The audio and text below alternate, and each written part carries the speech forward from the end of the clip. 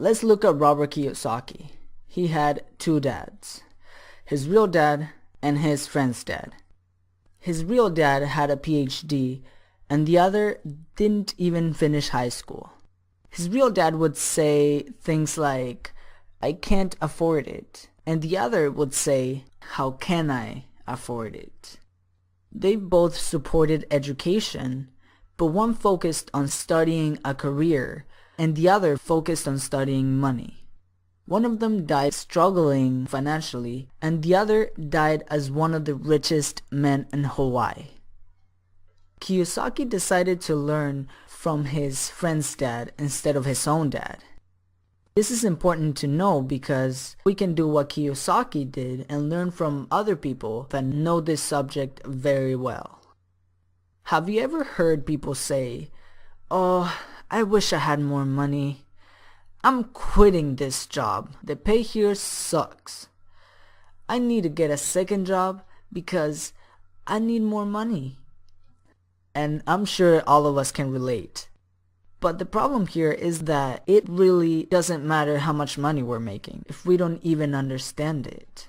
Let me ask you something.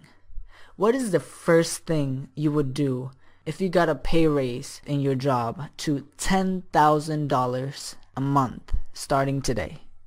Would you buy a new car? A new house? Take a trip to Vegas to celebrate? This is actually the reaction most people have. They make more money, so they spend more.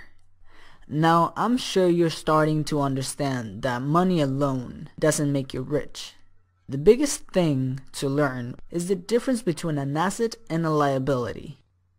We are gonna define them in very simple terms. An asset is something that brings money to your pocket. A liability is something that takes money away from your pocket. Just about anything can be an asset or a liability. If you own a house and it takes money out of your pocket, it's a liability. But if you rent out that house and it makes you money, then it's an asset. The difference between the poor, the middle class, and the rich is that the poor have expenses. And I don't mean living expenses, I mean just spending money on stuff. The middle class buy liabilities that they think are assets. I'm sure you've heard people say that their home is their largest investment, so they think it's an asset. But yet, their so-called asset costs its owners at least a couple of thousand a month. The rich spend their time and money getting assets, which brings more money. They use that money to buy more assets, which brings more money and buy more assets. That's why the rich get richer and the poor middle class stay the same. And it really doesn't matter how much money you're making. If you have a job and make $10,000 a month and you buy cars and expensive wine bottles and timeshares in Vegas and spend all of your money at the end of the month, you have a poor person mentality. The same goes if you have a $2,000 a month income. You spend only $1,500 and the rest you use to buy assets. Eventually, those assets will bring you more money to buy more assets. And yes, if you keep doing this, you won't be needing your job anymore. Assets can be things like real estate, businesses, paper assets such as stock and bonds, books you've written, or products you've created. A lot of people are gonna say, well, what if I lose my money building like a product or a business? And it's a valid point. There is risk to be taken. But they don't say the same thing when they go and buy their big ass flat screen TVs or a new car or even all the money they spend on buying junk food. See, I'd rather spend my money creating something that I'm passionate about and has the potential of becoming an asset than on stuff that I don't need.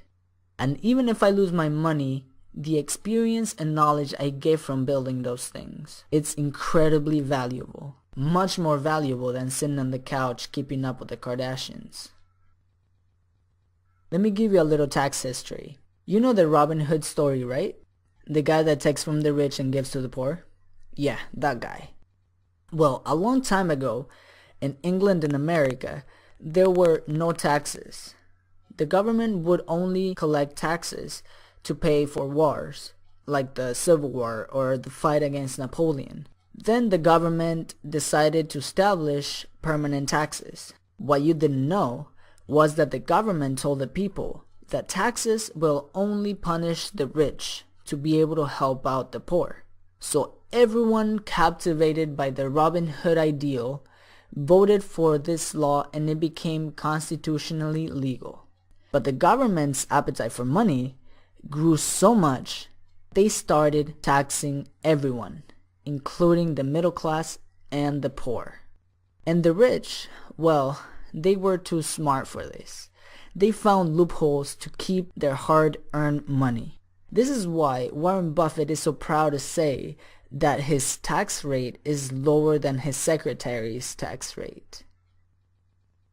Corporations. When you hear the word corporation, you might imagine big buildings and all that, but in reality, all a corporation is just a folder full of papers.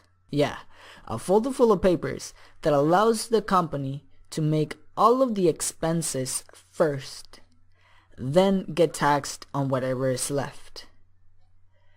That means that you can spend all of the money you can. Then at the end, you just say, alright, tax me on whatever is left. And that is why the poor and middle class pay so much more in taxes than the rich do. Learn from people that know this subject well. Work to acquire assets and limit liabilities. Learn to keep most of your money.